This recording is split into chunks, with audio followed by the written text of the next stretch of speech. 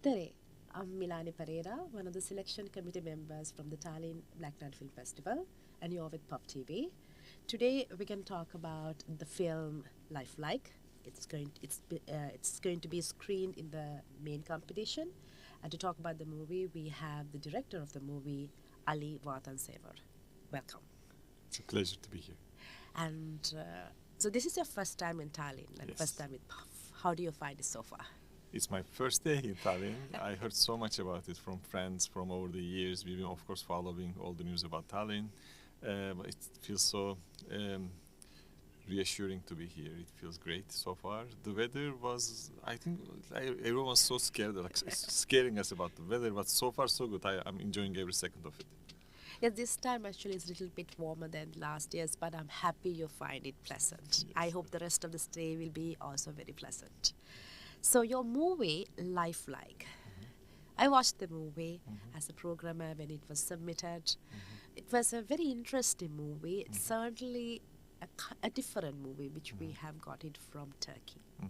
That's where the film is from. Yeah. And then when we did some research about the movie, we found out the story for this is not completely fiction. There's a real life story to it. Yes.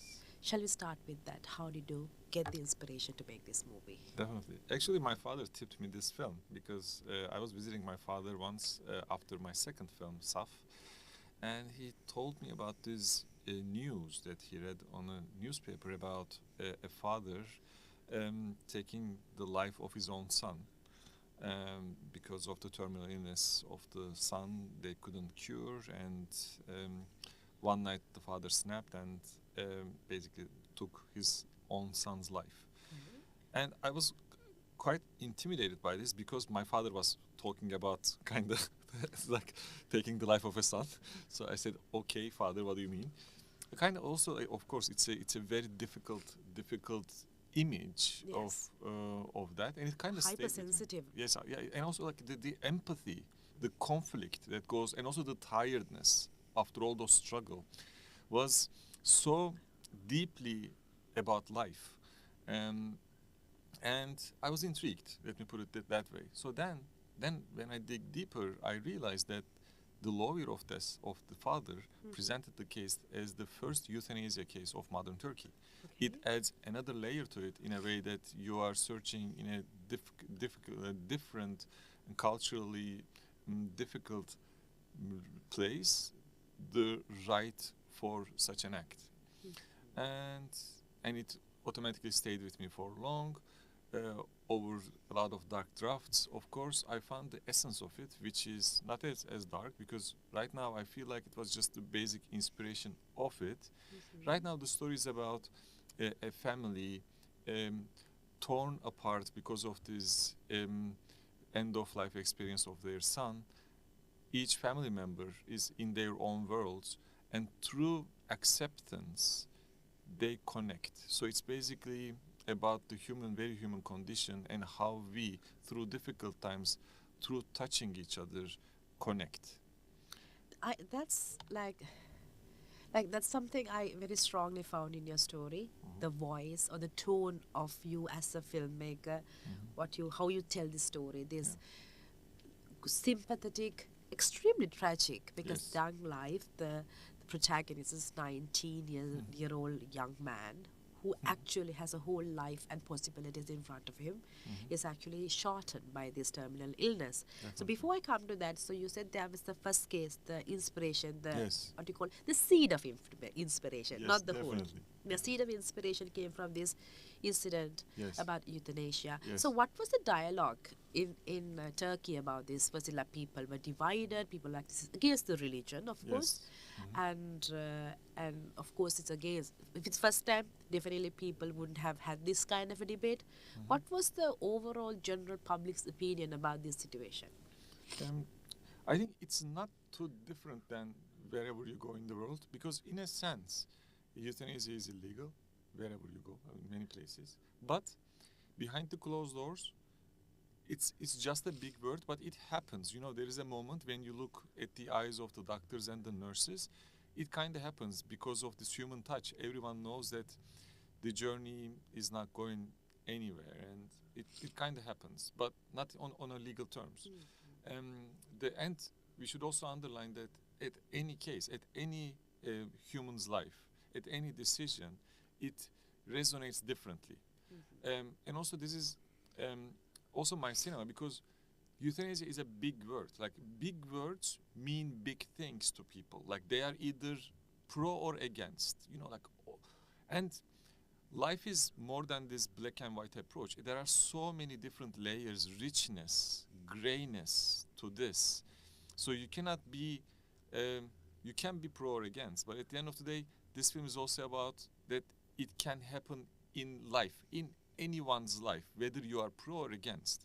And also, as a filmmaker, I realize that my approach is always taking an extraordinary concept, a difficult, larger than life concept and incident, and make it every day. So it happens to all of us, not to discriminate or kind of polarize us, because I'm also coming from a conflicted region, and we are so much watching all those conflicted films, which kind of plants the idea of love or hatred, like this big thing is Extremities. yes, extreme. And also it also, you know, it resonates easily. Yes. But touching and understanding and committing to life and human condition is, I think, for me more rewarding, and also makes me feel human. Thank you so much. I mean, I like the way how you started and how you proceed with it. Yes, like, you know, you're coming from a public or the country where the ideas are extremely highlighted, especially by the media, because that's how the media also get its popularity. Extremities, and the people also get divided. But I love how you have changed this big concept of euthanasia, and when it's coming to this film, Lifelike, you make it so personalized. You make it like, break the big word, give the concept into an everyday family, and you look at this concept in a very human, non-judgmental manner. That's what I love about this movie, because I can see that you're looking at everybody in the family with a kind touch. The son, the mother, one could say, like, look at the mother and father. They are such escapist, but you're treating them with very kind touch, which I like about it. So my next question is, what is your journey in this movie? And in other words, like, what triggered you to tell this story in this way? What is your personal story? Yes. I also realized over the years, also working for this project for 6 years, over COVID, over my mom's cancer diagnosis and treatment. So I realized that I'm making films about my own darkness within. This is the way that I cope with all those ideas that emerge in every possible human. And I would just want to explore without coming to an end, coming to a resolution. And for me, it started off, to be honest with you, it started off dealing with death and dying. So, and also over COVID, everyone felt it so intimately and sincerely and so close by. So it was about, I thought that I would overcome my feeling with death and dying, or might find my position or courage or safe space with these big topics. But I think it became about life itself. It became about, so let me put it this way. When we are talking about death and dying, no one, our conception, our experiences through other people's that we witness. We never know about this. Yes. And it's always about the future. It's about for a certain time in the future that we are so much afraid, we conceptualize our standing against this. But at the end of the day, in the film, the journey of the family is not to be concerned about the future, but be present at every moment, because through presence and the immediacy, then suddenly you step out from your own world and reach out other people and connect and touch. And I realized over the years that I basically don't care about this. I care about being present here with you right now, being present in the festival, talk with the communities, and this is all there is to it. This is all about life. And therefore, consider this as an audience. I'm not gonna tip too much, but Yes. consider this. So you read it on the synopsis. There is a dying kid, and your Yes. immediate reflex as an audience is, I'm gonna watch a protagonist who is sick and who is gonna survive, because we watch heroes on the screen, right? Yes. But at the end of That's the what day, the media has sort of the big cinema. Yes. The major cinema has trained us to be there's a hero, there's a conflict, and yes, it's going to be it drama. should be like overtaken but at the Yes. end of the day, it also, you start off like with the family. They want their kid to survive, Yes. but In their own way. in their own way, of Yes. course, in their own way. But as the film progresses along with the audience, they accept the very nature of living and dying, and then the film opens up. It becomes hopeful. It's basically a little bit, how to say it, stubborn with the audience. Yes. You should leave your understanding of the future be and chill with every moment. Enjoy every second of it. and Possibilities. The possibilities. Because I see that when you start the movies towards the journey. At one point there's a journey. There is We're a not going to journey. say so much about it. How cinematography changed, how the space changed, exactly. from the room to the bedside to the room, and then the house, and then you have the mountain. And Yes. you put it so greatly, because this was the whole idea with the cinematographer when we discussed. The film will cramp up on you like the audience, because the audience should give up. Like, it's okay, dear audience, it's okay that we have this kid and this end is approaching. It's okay. When you are really okay, then the film suddenly opens up, and then you enjoy every second of it. Yes, it's a matter of there is this. Each character has their own mechanism of dealing with it, or sometimes one could say avoiding it. But at the same time, there is this decision of acceptance and avoidance. And with the acceptance, there's a hope. But if you're avoiding it, of course, they're going to be more like different addictions or like escaping from realities. So we're not going to say so much about it. And thank you very much for sharing your personal story behind this. What sort of triggered you to tell this story, your personal story with your mother, and then the COVID, and the death became such an everyday thing? Yes. Because early it was not me, it Yes. won't come to me, it won't come to my neighbor, it's a little bit far away, but COVID sort of told us it's around us. It Yes. could be you. Yes, So that fear of death became so prominent in our lives. And then with your personal story, how initially your films became a little darker, deeper, lot to do with death. But with this film, Yes. you're opening it up. Thank You're giving us another perspective.